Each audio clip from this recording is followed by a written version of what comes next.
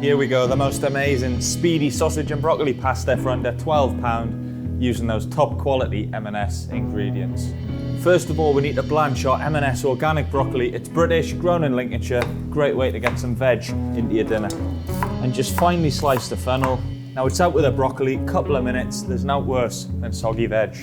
In the same pan, in we go with our M&S whole wheat pasta. Our fennel's frying away nicely. Now it's in with our M&S outdoor bred British pork Cumberland sausages.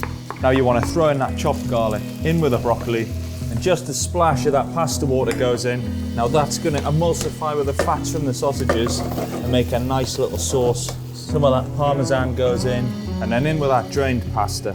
You are going to love this one. And there you go, my Speedy sausage pasta with all of the flavour and none of the fuss for under £12.